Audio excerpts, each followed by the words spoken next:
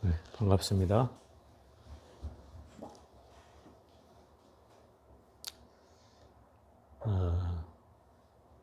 오늘은 7번째 주고요. 오늘부터는 이제 참선에 관한 이론에 대해서 말씀을 드려보겠습니다. 저번 주까지는 이제 불교 기초교리에 대한 내용을 얘기했다면 오늘부터는 수행에 관련된, 참선에 관련된 이론들을 설명해보는 순서를 갖도록 하겠습니다. 이제 불교를 역사적으로 나눌 때, 부처님 당시의 불교, 그거를 이제 어느 학자들은 이제 원시 불교, 초기 불교, 근본 불교, 이렇게 얘기하기도 해요.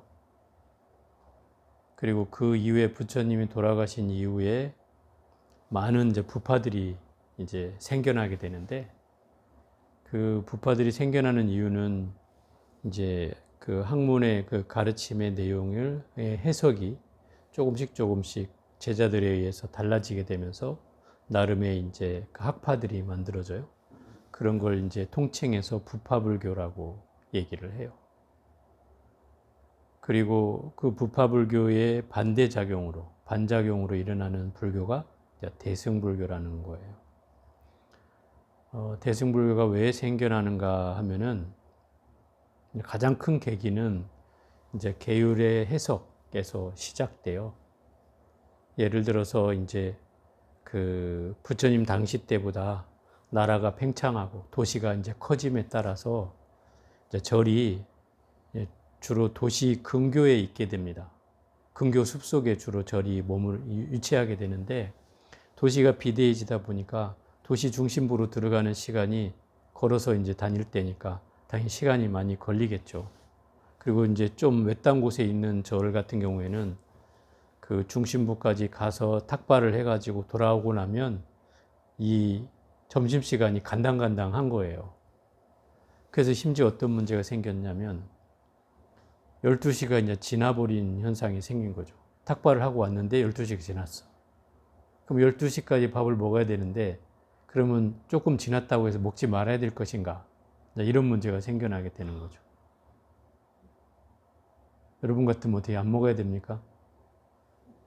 12시가 지났으니까 먹어야 됩니까? 그러니까 이제 먹어야 된다고 생각하는 사람은 이 대승불교가 된 거고, 부파불교에서는 무슨 소리냐, 부처님 말씀하신 가르침을 지켜야지, 그 원리 원칙을 지켜라, 이게 이제 나뉘어지게 된 거예요.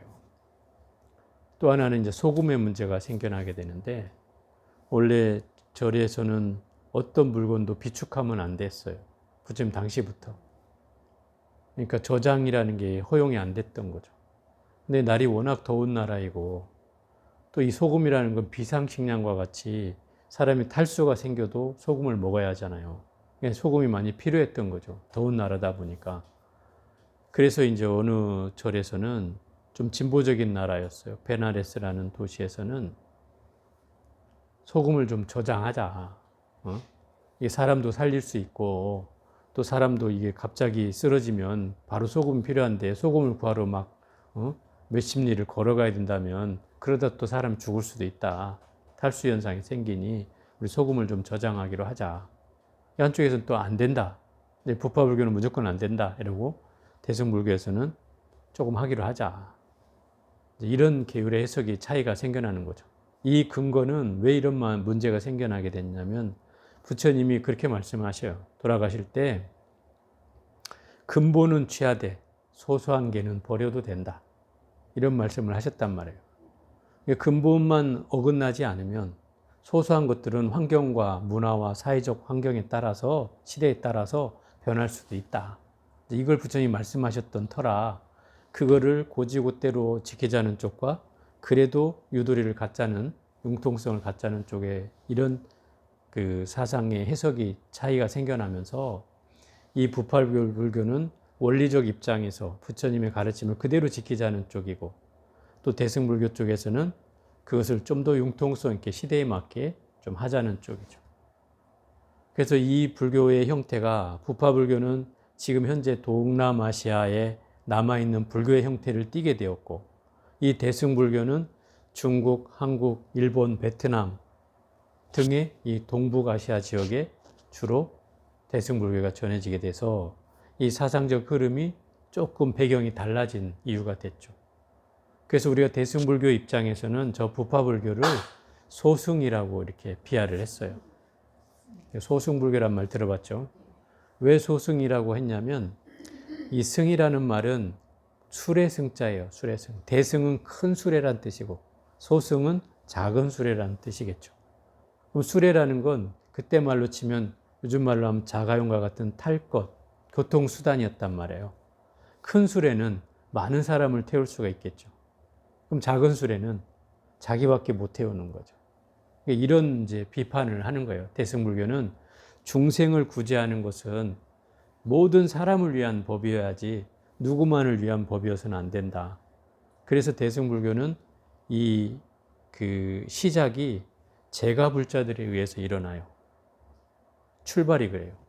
왜냐하면 이 부파불교가 너무 원리적으로 자기에만 갇히고 또 수행도 스님만 하고 대중에게는 수행의 기회를 주지 않고 또 포교를 하지 않는 이런 현상이 생겨나다 보니까 제가자들 사이에서 이 불교가 잘못됐다. 부처님 말씀은 그게 아닌데 왜 스님들이 이걸 왜곡하고 있는지 모르겠다. 이래가지고 이제 그 흐름에 의해서 대중부라는 이 제가불자들에 의한 새로운 불교 운동이 일어나게 되는 거죠. 이게 이제 대승불교로 확립되게 된 계기고 또 이 부파불교는 그런 비판을 받으면서도 자기 온고집처럼 자기 것만을 지켰어요. 그래서 어찌 보면 장점이라고 하면 좋은 점이라면 지금까지 불교의 어떤 전통이 여태껏 그대로 내려온다는 것. 이게 좋은 점이라고 할 수 있죠. 그래서 동남아시아 불교에는 지금도 스님들이 뭘 소유하지 않아요. 저는 재물도 가지고 있고 뭐 옷도 가지고 있지만 그 스님들은 가지고 있지 않아요.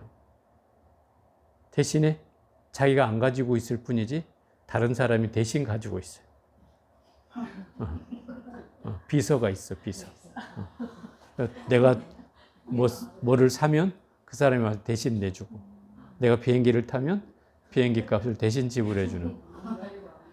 그러니까 뭐 어찌 보면 무소유라는 개념으로 치면은 사실은 그것도 잘못된 거죠. 따져보면. 그러면 이게 결국 소소한 개는 버리라고 했으면 융통성을 가져서 이걸 변해왔으면 우리처럼 좀 달라져 왔겠지만 이 동네는 워낙 부처님 말씀 그대로 지켜야 된다는 입장이기 때문에 지금까지도 그런 이제 웃지 못할 얘기들이 일어나게 된 계기가 되는 거죠. 또 아직도 5불씩을 지켜요. 지금도. 그러니까 한 끼를 먹되 일종씩을 하죠. 하루에. 일종씩을 하고 12시 이후에는 아무것도 안 먹어요. 그게 지금도 지켜지고 있죠. 그러다 보니까 점심이 아주 풍성하죠. 만찬을 뭐 육식도 하고 뭐 많이 나와요. 거긴 육식이라는 게 우리처럼 제한되지 않아요. 부처님 당시 때부터 그래왔기 때문에 그걸 그대로 지키는 것이고 우리는 이제 중국, 한국, 일본을 거치면서 불교가 도교화됐어요. 중국에서는 도교화. 도교가 이제 그때 당시에 존재했거든요. 도교는 뭐 하는 종교예요? 신선이 되는 종교란 말이에요. 신선은 절대로 육식을 하지 않아요. 그래서 이슬만 먹고 뭐 물만 먹고 신선이 되고 환을 만들어 환단을 먹고 뭐 이렇게 신선이 되는 그런 걸 공부하는 사람들이기 때문에 굳이 육식을 할 수가 없었죠. 그리고 그 도교 사원을 빌려서 절이 서다 보니까 당연히 도교의 풍습을 그대로 따라야 됐죠. 그러다 보니까 그 육식하는 것이 이제 채식으로 바뀌어진 거예요. 또 더군다나 그 절에서는 자급자족을 해야 되는 상황이 발생했단 말이죠. 인도에서는 탁발만 나가면 됐잖아요. 가서 얻어오면 됐는데 이 중국이란 땅에서는 탁발이 쉽지 않았다는 거죠. 왜? 불교적인 정서와 풍토가 없었기 때문에 그걸 받아들이기가 쉽지 않았죠. 그러다 보니까 채소를 길러서 육식을 잡아서 먹을 수는 없으니 채식을 하게 된 배경이 된 거죠. 또 도교의 영향도 있고. 이게 이제 중국, 한국, 일본을 거치면서 자연스럽게 우리나라도 자급자족하는 문화가 형성되기 시작하고 농사 짓고 채소 기르고 해서 절에서 이렇게 먹게 되다 보니까 그 채식을 자연스럽게 선택할 수밖에 없었던 거예요. 이게 이제 불교적인 것이라고 하기는 안 맞죠. 불교적인 거라기보다는 중국화되었던 영향에 의해서 우리도 영향을 받았던 것이죠. 왜냐하면 부처님은 채식을 하지 않았단 말이에요. 생각해 보세요. 탁발을 하러 가는데 채식만 주세요 이렇게 할 수가 없죠. 그죠? 주는 대로 받는 거예요. 탁발의 원칙은 주는 대로 고기를 주든 채식을 주든 뭐를 주든 그걸 받아와서 그걸 똑같이 나눠 먹는 거예요. 7집을 돌게 돼 있어요. 칠가식이라 그래서. 왜냐하면 이제 스님들도 처음에는 맛있는 거 주는 집만 이제 가는 스님들이 생기고 또 자기 좋아하는 사람 있는 데 찾아가고 이렇게 이런 상황이 발생하니까 부처님이 그걸 법으로 정한 거죠. 7집을 돌아라. 한 집만 가서는 안 된다. 이렇게. 그러니까 7집을 돌아서 고스란히 누구에게나 공양을 받을 수 있는 이제 기회를 주죠. 그게 이제 전통이 되다 보니까 저런 태국이나 그 스리랑카나 뭐 어디 미얀마나 이런 데는 아직도 탁발을 하러 가는 전통이 있어요. 물론 그 탁발은 아침에 나와서 돌고 가지만 요새는 이제 형식화되어 있죠. 왜냐하면 거기에 뭐 돈을 넣는 사람, 뭐 빵을 넣는 사람, 과자를 넣는 사람, 사탕을 넣는 사람, 또 뭐 밥을 주는 사람도 있지만 대체로 식사보다는 그 식사를 할 수 있는 대용식으로 이제 주는 경우가 많아서 절에 와서 따로 그 음식을 이제 해가지고 먹어야 되는 이런 상황이 발생하게 돼서 지금은 이제 절에서 아예 음식을 해가지고 고기가 됐든 뭐든 해서 한 끼를 아주 풍성하게 먹습니다. 이제 그런 형태로 바뀌다 보니까 이제 이 부파불교와 대승불교의 특징이 완전히 변하기 시작하는 거죠. 그래서 이 대승불교는 중생구제가 원칙이에요. 중생제도. 중생을 제도해야지 불교가 존재하지 않느냐. 그래서 기본적으로 모든 사상의 핵심이 바로 부처님과 중생이라는 존재가 서로 다르지 않다라는 거기에서부터 출발한다 말이죠. 그래서 중생을 구제해야 되는 이유는 중생의 자생을 일깨워서 부처라는 본래 가지고 있는 마음을 회복시켜 주는 것. 그런 의미로서 이 대승불교가 발전하게 되고 그 모든 사람에게 이게 똑같이 적용돼야 된다라고 하는 그런 사상이 이 대승불교에 흐르게 되고 또 부파불교는 나만 깨달으면 된다. 뭐 이런 상황이 이제 팽배해지다 보니까 스님들이 굳이 따로 포교하지 않고도 살 수 있는 그런 환경이 만들어지는 거죠. 이게 조금 달랐던 것 같아요. 지금이야 물론 이제 또 다른 방식으로 전개되어 왔지만 결국 이런 흐름으로 전개되다 보니까 이 대승불교와 소승불교라는 특징이 생겨나게 되는 거죠. 그래서 이 대승불교 입장에서 그 부파불교를 소승불교라고 얘기하는 거예요. 그들은 자기를 소승이라고 안 쳐. 그건 이제 요즘은 이제 그걸 구분해서 남방불교, 북방불교라고 이렇게 얘기를 해요. 그러니까 남방불교라는 건 저 동남아시아 쪽에 전해진 불교, 원시불교 형태의 불교를 그대로 간직하고 있는 불교, 북방불교는 대승불교권의 불교로서 뭔가 부처님의 가르침에 그 핵심을 쫓아서 근본을 취하되 다른 소소한 것들은 그 시대와 나라와 역사와 문화에 따라서 조금씩 변해왔던 불교. 그게 대승불교예요.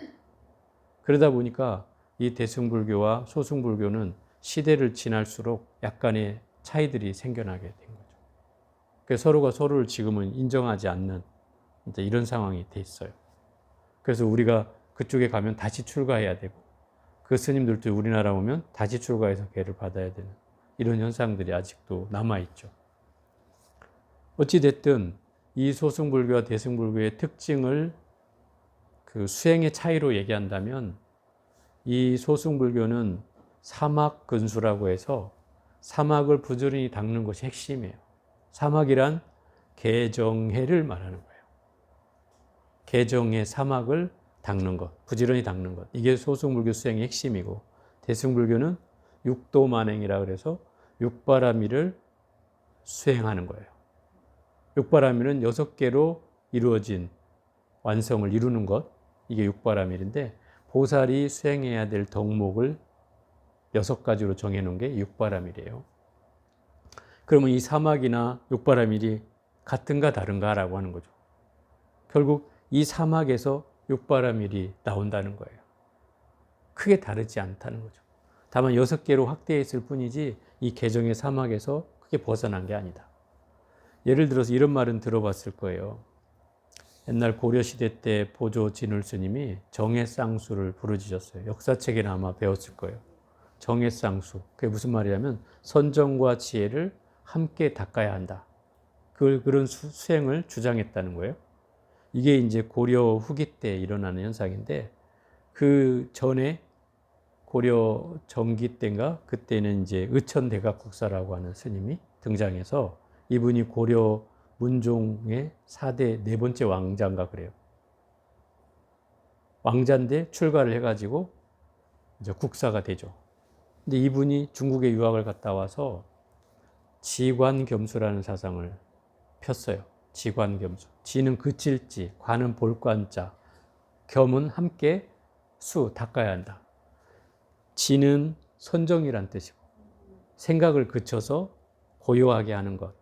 관은 비추어 봐서 지혜를 얻는 것. 이거는 지혜에 해당되는 거죠. 그래서 아까 말한 정해쌍수와 같은 말이에요. 달리 썼을 뿐이죠. 그래서 이 의천 대각국사가 말한 지관겸수나 또는 보조진울과학사가 말한 정해쌍수나, 이 내용은 개정의 사막을 근본으로 한다는 거예요. 이 중에 개만 빠진 거예요. 그럼 개는 왜 빠졌을까 생각해 보면, 개라는 건 뭐예요? 계율을 지키는 걸 개라고 하는 거예요.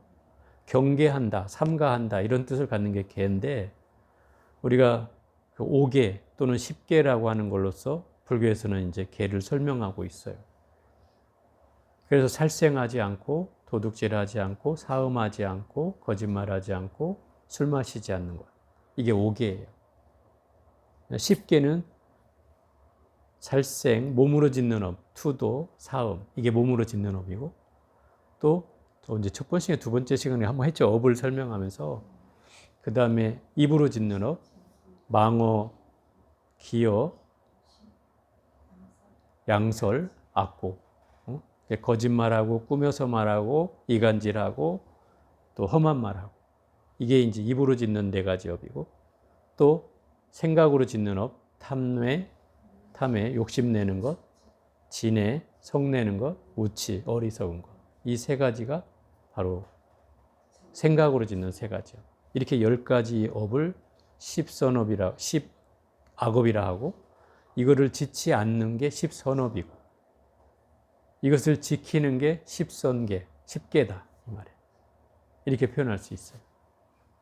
그러면 계율이라는 것은 결국 인간이 수행자로서 기본적으로 부처님의 제자라면 지켜야만 할 인간의 도리, 가장 기본적인 인간의 도리다. 그게 본바탕이에요. 우리가 집을 지면 터를 닦아야 집을 지을 수 있듯이, 수행을 해갈 때는 이 기본 터 닦기가 바로 계율을 지키는 거다. 그래서 이거는 굳이 얘기하지 않아도 당연히 불자라면 갖춰야 될 덕목이다 이 말이에요. 그래서 얘기할 필요가 없었던 거예요. 그래서 정해쌍수, 지관겸수만 얘기해도 충분히 됐었던 거죠. 그 흐름 속에서 있었다는 거예요. 그래서 개정의 사막이라는 건 3가지를 꼭 배워야 하는데, 그 3가지가 뭐냐면, 첫째는 계율을 배워야 하고, 2번째는 선정을 배워야 하고, 3번째는 지혜를 배워야 한다는 거예요. 근데 이 3가지는 마치 우리가 다리가 3개 달린 솥에 그 3개의 발과 같다. 정확하게 그 자리에 위치해 있어야지 중심이 흔들리지 않는 것처럼, 개정의 사막은 똑같이 배분되는 것이다. 근데 이 수행은 어느 것을 해도 다 통하게 돼 있어요. 계율을 닦아도 선정과 지혜가 생겨나게 돼 있고, 선정을 닦아도 계율과 지혜가 생겨나게 돼 있고, 지혜를 닦아도 계율과 선정이 생겨나게 되어 있다. 불교의 수행의 특징이 그거예요. 하나만 제대로 하면 다 되게 돼 있어요. 그럼 여기서 육바람이라고, 대승불교에 말하는 육바람이라고 무엇이 다른가 하면, 육바람이는 6개만 얘기해 놨을 뿐이지, 자, 계율에 대비해 볼게요. 이 계율에 해당하는 건 육바람일은 보시, 지계, 인욕, 정진, 선정, 지혜 6가지를 육바람일이라고 해요. 이제 바람일이라고 하는 말이 붙은 건 이제 이 사막이라는 말보다는 좀 확대된 해석인데, 파라미타라는 말에서 나온 말이에요. 이 바람일이라는 말은 아까 우리 반야심경 할 때 마하반야 바라밀다 심경 이렇게 하잖아요. 그 반야 바라밀다, 바라밀다가 바로 이 바람일이라는 말을, 인도 말을 그대로 한문으로 옮긴 말이에요. 파라미타에서 바라밀다가 됐고, 이 바라밀다라는 말은 이루어지다, 완성하다 이런 뜻이에요. 성취되다 이런 말이에요. 반야라는 말은 지혜를 범어로 그대로 옮겨온 말이에요. 이 반야도. 그러니까 여기에서 말하는 이 6개의 바람일이라는 건 6개의 바람일을 완성해야 그게 보살의 수행 동목이다. 그 완성한다는 것은 우리가 좀 다른 의미예요. 지계를 지키는 것과 그거를 완성하는 건 다른 거죠. 완성한다는 건 그 계율을 통해서 이 육바람이 전체를 다 이룬다는 뜻이기도 해요. 그래서 좀 다른 개념이라고 얘기하는 거예요. 어찌됐든 여기서 말하는 지계, 계율을 지킨다는 뜻이고, 인욕은 뭔가 내가 참을 수 없는 걸 참아내는 것. 그게 인욕바람일이라고 하는 거예요. 이 지계와 인욕이 바로 이 계에 해당한다. 계율을 지키는 것은 어떤 어려운 상황에서도 그것을 지켜놔야 하기 때문에 계율을 지키는 것과 인욕이라는 것이 같이 맞물려 있는 성질이다 이 말이에요. 그래서 이 계에 해당하고, 또 선정에 해당하는 건 바로 정진과 선정에 해당되는 말이다. 정진은 물론 썸 없이 정진하는 걸 말하고, 선정은 이와 같은 의미로 고요히 마음을 닦아서 선정에 들어가게 하는 방법이니까, 정진과 선정은 바로 이 정에 해당하고, 그 다음에 해는 바로 마지막에 반야라는 지혜와 보시라는 첫 번째 덕목이 합해져서 해에 해당한다. 지혜에 해당한다. 이렇게 이제 대비를 하면 결국 사막을 확대해서 간 게 육바람이라는 걸 알 수 있죠. 그럼 결국 여기에 추가된 내용이 뭐냐면 핵심적인 게 보시라는 거예요. 대승불교에 오면서 이 보시가 굉장히 강조가 된다 이 말이에요. 왜? 대중불교의 출발이 누구라고 그랬어요? 제가불자라고 했죠. 그 제가불자가 해야 될 일이 뭐겠어요? 부처님의 법을 외워하고, 그죠? 부처님 법이 계속 다른 사람에게 전해질 수 있게끔 해야 되고, 그죠? 그러려니까 뭐가 필요해요? 포교를 해야 되겠죠. 가르침을 전해야 되겠죠. 그러니까 보시라는 말에는 재보시, 재물을 보시하는 것, 법보시, 부처님의 가르침을 보시하는 것, 무해보시, 사람에게 두려움을 없게 하는 것. 이게 3가지 대표적인 보시라고 하는 거예요. 그러면 신도들이 절에 와서 재물을 보시해야 절이 유지가 되잖아요. 그러니까 당연히 그게 첫 번째 조건이 된 거죠. 두 번째는 법보시, 부처님 가르침을 전해야 그 불교가 명맥을 유지하고 계속 발전이 될 터이니 그 법보시가 또 두 번째 덕목이 된 거죠. 세 번째는 무해보시라고 해서 두려움을 없게 해주는 보시다. 두려움을 없게 해준다는 무슨 말이에요? 마음을 편안하게 해준다는 뜻이죠. 수행을 해가게끔 유지해 갈 수 있게끔 그런 가르침을 주는 거죠. 그래서 이게 대승불교의 특징이 된 셈이에요. 대승불교는 바로 대중을 떠나서 불교가 존재할 수 없다는 것이니까 대중 속에서 함께 자리하기 위해서 이 3가지 조건이 만들어지는 거죠. 물론 부처님도 보시에 대해서 얘기는 하셨어요. 그렇지만 이거를 구체화해서 더 신도들에게 어떤 생활 이념으로 만들어준 내용이죠. 그래서 결국 이 사막 근수와 육도 만행이라는 것이 소승불교와 대승불교 또는 부파불교와 대승불교 또는 남방불교와 북방불교의 전형적 수행의 특징이 된 거예요. 그래서 이 육바라밀을 얘기하는 가장 큰 이유는 나만 잘 되겠다고 하는 불교가 아니라는 거예요. 불교의 원래 목적은. 중생을 구제하는 것이 부처님의 사명이었고 이념이었기 때문에 나만 잘 되는 것이 아니라 자타일치 성불도잖아요. 너와 나가 함께 성불하겠다는 것이지 나만 성불하겠다는 게 아니다 이 말이에요. 그죠? 너와 나가 함께. 내가 이 배에 탔으면 나만 탄 게 아니라 같이 태워서 같이 그 부처님의 깨달음의 언덕에 같이 나아가자는 거예요. 그 반야용선이라고 보통 표현하잖아요. 진리의 배에 같이 함께 타기를 발언하고 함께 태워가서 가자는 거예요. 나 혼자만 잘 되겠다는 게 아니에요. 심지어 이 보살들이 등장하는 이유가 거기에 있어요. 보살들은 전부 다 부처님이 되기 전인 분들이에요. 그렇지만 이미 성현의 반열에 오른 분들이에요. 이미 부처가 될 것이 예정되어 있어요. 마치 그걸 어떻게 표현해 놨냐면 내가 산 넘고 들을 건너서 가다 보면 논밭이 나타난다. 논밭이 나타나면 무엇이 있다는 거예요? 인근에 집들이 사람이 사는 집이 있다는 거죠. 이미 그 논밭을 보는 순간 아 인근에 집이 있겠구나 하고 또 가서 내가 물 한 모금이라도 밥 한 톨이라도 얻어먹을 수 있겠구나 하는 희망이 생기는 것처럼 부처님도 이미 내가 저 인가가 이미 나타날 걸 알고 있어. 부처가 될 줄을 알고 있지만 내가 거기서 멈춰. 그리고 다시 중생을 향해서 저 중생들을 다 구제할 때까지 내가 성불을 하지 않겠노라고 서원하는 분들이란 말이에요. 그분들이 보살들이에요. 뭐 지장보살님은 그러잖아요. 지옥 문전의 앞에 서서 지옥에 이 중생이 한 중생도 없어질 때까지 당신은 성불을 미루고 그 중생을 구제하겠다고 서원을 세우신 분이에요. 그죠? 또 관세음보살은 모든 중생들이 나를 부르는 소리를 듣고 그들에게 달려가서 어떤 바람이라도 내가 들어주겠다고 서원을 세운 분이고 또 뭐 문수보살은 어떤 중생이라도 지혜를 얻게 하게 한노라고 서원하신 분이고 또 보현보살은 그 실천을 서원하신 분이고 이렇게 보살들이 다 자기의 역할이 있다 이 말이에요. 그 역할이 뭐냐면 결국 중생을 제도한다는 거예요. 핵심은 그거예요. 또 중생을 이끈다는 거예요.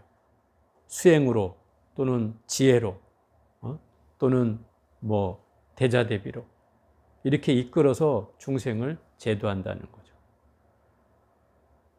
그런 분들이 보살이에요. 그러니까 보살은 우리가 말하는 이상적인 인간상일 수 있죠. 우리 입장에서 보면 중생으로서 가장 이상적인 인간상일 수 있죠. 나만의 이익을 위해서가 아니라 모든 중생의 이익을 위해서 사니까. 이 보살의 핵심은 어디에서 나오냐면 동체대비라는 거에서 나와요. 동체대비. 자비심인데 그 자비심이 어디서 반로를 하냐? 너와 내가 똑같다는 데서 반로를 한다는 거예요. 동체대비에서. 불교의 자비는 거기서 나오는 거예요. 예를 들어서 내가 돈이 많으니까 내가 또 돈이 여유가 있으니까 아니면 내가 물건이 많으니까 너에게 주겠다 라는 건 이건 동정심이죠. 그죠? 내가 많아서 너한테 덜어주는 건 동정심이에요. 근데 불교에서 말하는 그 자비라는 건 너가 나처럼 힘들겠구나. 그러니 내가 너를 도와줘야지. 이렇게 생각하는 거예요. 너와 내가 다르지 않기 때문에. 내가 아프면 너도 아프겠지. 네가 아프면 나도 아프다. 이렇게 얘기하는 거예요. 유마고사가 유명한 얘기가 있잖아요. 제자들이 찾아와서 유마고사한테 왜 아프냐고 물으니까 중생이 아프니 내가 아프다. 그러다. 그러면 그 병은 어찌하여 낫습니까? 그러니까 중생의 병이 나으면 내가 낫는다. 이렇게 얘기합니다. 이게 사실 동체대비의 핵심이에요. 불교의 핵심 자비사상은 바로 여기서 출발하는 거예요. 중생과 내가 차별이 없다는 데서 이 자비심이 일어나는 거예요. 그냥 내가 조건이 있으니까, 내가 충분히 줄 수 있으니까 주는 자비가 아니라 너가 아픈 만큼 나도 아프고 내가 힘든 만큼 너도 힘드니 그런 의미로 도와주는 거예요. 얼마나 이게 사상이 굉장히 훌륭한 사상이에요. 예를 들어서 저 미물 한 마리, 깨구리 한 마리하고 나하고 왜 가치를 따진다면 생명으로서 똑같다는 거예요. 다르지 않다는 거예요. 그래서 동체라고 하는 거예요. 저 미물이나 나나 다르지 않다. 그 생명의 가치로. 제가 힘들어하면 나도 힘들다. 그러면 저가 어려움에 처했으면 내가 그 어려움을 해결해 줘야 된다. 이런 마음을 갖는 거예요. 이게 당연한 거라는 거예요. 그냥 내가 뭐 마음을 내서 뭘 베풀어야 되는 그런 대상이 아니라 그냥 당연히 해야 될 일인 거예요. 이게 동체 대비의 출발이에요. 그러니까 육바라밀은 바로 이런 데서 출발하는 거예요. 이런 사상에서. 그러니까 사상이 굉장히 그 대중들을 위해서 또 중생구제라는 걸 부르짖으면서 크게 확대되는 거죠. 자비가 이런 뜻을 갖게 되는 엄청난 이유가 되는 거예요. 물론 부처님이 그렇게 얘기하지 않은 건 아니지만 부처님이 얘기한 것을 이렇게 구체화시키는 거죠. 구체화시키는. 그래서 이런 대승불교와 소승불교라는 수행 방법의 차이 또는 남방불교와 북방불교의 이런 수행법의 차이가 생겨나게 된 거죠. 근데 뭐 크게 맥락으로 보면 다르지는 않아요. 다만 이 대승불교의 핵심은 중생에게 있다는 거예요. 중생이 있어야 불교도 있다는 뜻이고, 그죠? 중생이 구제되어야 부처가 되게 할 수 있다는 뜻이고, 또 그게 부처님이 말씀하신 중생제도의 의미라고 생각한 거죠. 모든 사람이 함께 부처가 돼야 된다. 이런 거죠. 이런 가르침에서 출발하는 거예요. 그래서 모든 대승불교의 경전들이 이런 내용으로 채워져요. 예를 들어서 뭐 대승불교의 핵심적인 경전이 뭐냐면 금강경, 뭐 우리가 배웠던 원각경 또는 뭐 유마경 또는 뭐 법화경, 화엄경 뭐 이런 계통 우리가 배우고 있는 경전들은 다 대승경전이죠. 그런 경전들에서는 제일 많이 강조하는 게 뭐예요? 보시를 강조하고 그 다음에 삭국의 하나라도 다른 사람을 위해서 전해주는 공덕이 칠보를 장엄하는 수미산의 칠보를 장엄하는 공덕보다 훨씬 크다. 이게 금강경에 나오는 말이에요. 이게 무슨 말이에요? 삭국의 하나라도 전해주는 것. 법보시하는 공덕을 말하는 거예요. 그 공덕이 훨씬 크다. 이런 내용들이 대승불교에는 더 강조되게 되는 거죠. 또 예를 들어서 뭡니까? 우리가 배우는 원각경 같은 데도 그런 내용이 나오잖아요. 뭐 반개라도 이 개성을 다 못 외우면 반개라도 전해주는 공덕이 다른 어떤 뭐 보석을 뭐 보물을 갖다 올리는 공덕보다 훨씬 크다고 나온단 말이에요. 그러니까 이 대승불교 경전의 핵심은 바로 거기에 있어요. 바로 그 보시라는 덕목에 있다라는 거예요. 그것이 강조된다는 거죠. 그 이유가 바로 중생과 나와 불가분의 관계에 있고 또 중생과 부처와 내가 서로 차별이 없기 때문에 그 관계에서 모든 형성이 교리가 형성되고 그것이 발전해 간다는 거죠. 구체화되고. 그게 이제 대승불교의 특징이에요. 그러니까 결국 불교를 제대로 이해한다면 결국 나와 내 마음과 부처와 중생이라는 이 세 가지의 경계가 바로 화엄경에서 얘기하잖아요.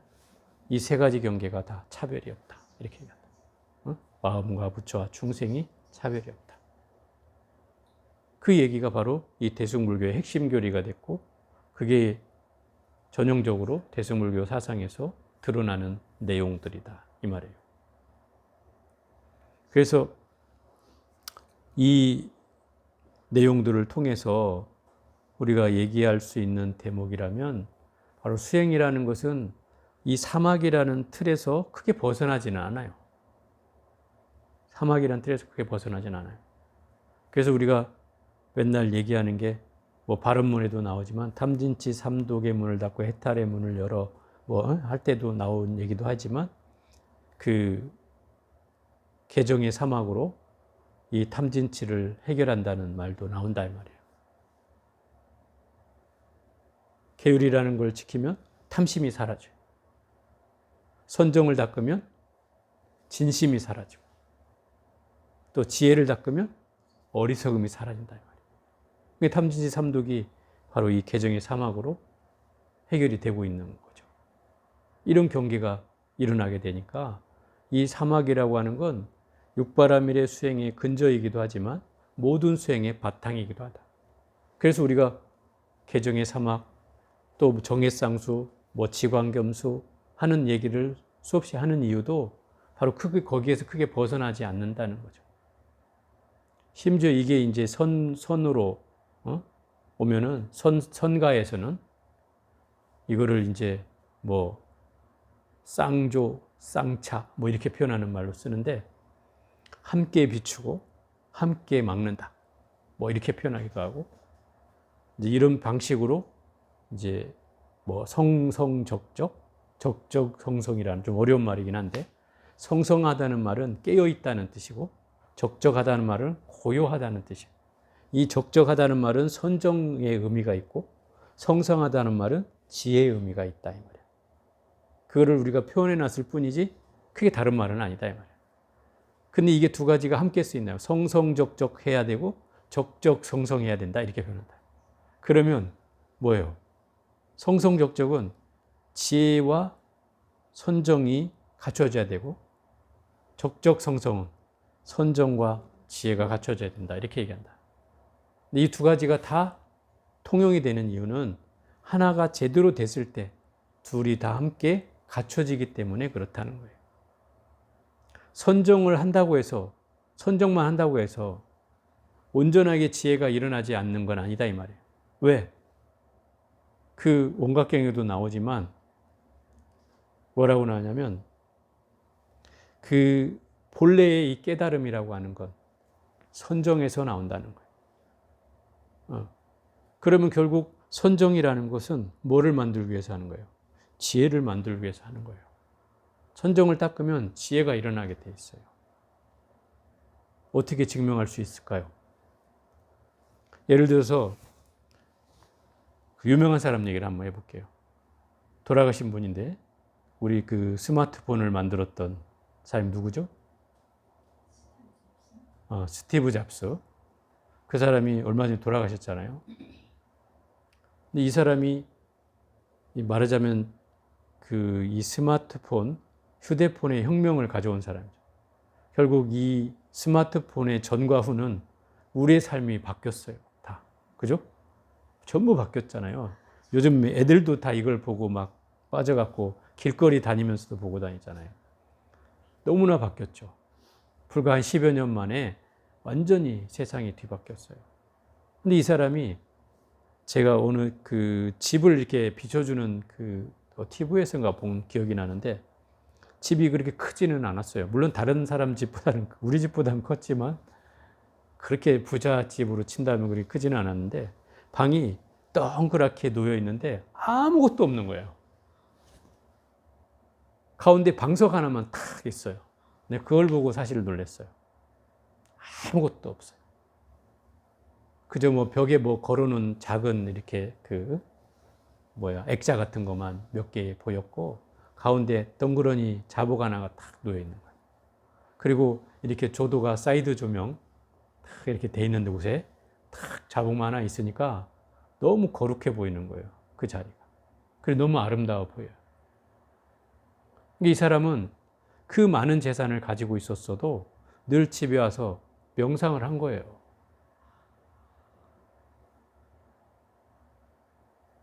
들리는 말로는 일본의 일본 스님의 선의 영향을 받아가지고 참선을 배웠다고 하는 얘기는 들었어요. 그래서 늘 앉아서 선정에 들었던 거죠.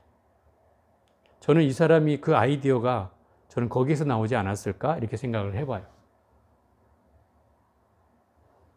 왜? 아무리 우리가 천재라고 해도 그 천재는 어딘가에서 그 나와야 되는 그 발상지가 있어야 될 거 아니에요. 근데 그 천재의 아이디어는 고요해질수록 생겨나요. 고요해질수록. 그래서 제가 이분의 그 자복을 보면서, 방석을 보면서 제가 무릎을 쳤어요. 저 사람의 안목은 저기서 나왔겠구나 이런 생각을 하게 됐어요. 아까 제가 했잖아. 깨달음은 어디서 나온다고요? 선종에서 나온다. 그래서 그 사람이 세상에 혁명을 가져온 큰 계기를 만든 거죠. 제가 이 말씀 드리는 것도 바로 선종이라는 것은 그런 지혜를 우리 가져오기 때문에 내가 누구라도 뭐 회사를 다니든 또는 어떤 아이디어를 만드는 사람이든 어떤 사람이라도 저는 젊은 사람이든 나이 든 사람이든 관계없이 이 선종을 하기를 바라죠. 누구한테나 저를 찾아온 사람이면 권해요. 왜냐하면 그걸 통해서 내 삶을 좀 지혜롭게 꾸려가기를 바라는 마음에서이기도 하고 또 이 참선을 통해서 그야말로 내 자성을 볼 수 있는 그런 날을 또 맞이했으면 하는 그런 바람이기도 하고 그게 제가 이 수행에 대한 얘기를 하는 이유이기도 합니다. 어쨌든 이 개정의 사막은 불교 수행의 시작이자 끝이에요. 여기에 근거해서 모든 수행이 발전하고 확대된다는 거예요. 크게 다르지 않아요. 그래서 핵심이 여기에 있어요. 그래서 제가 이 참선 이론의 첫 시간에 이 얘기를 하는 이유예요. 이걸 잘 기억하시면 나중에라도 분명히 도움이 될 거라고 생각이 들어요. 그래서 오늘은 여기까지 해보도록 하겠습니다.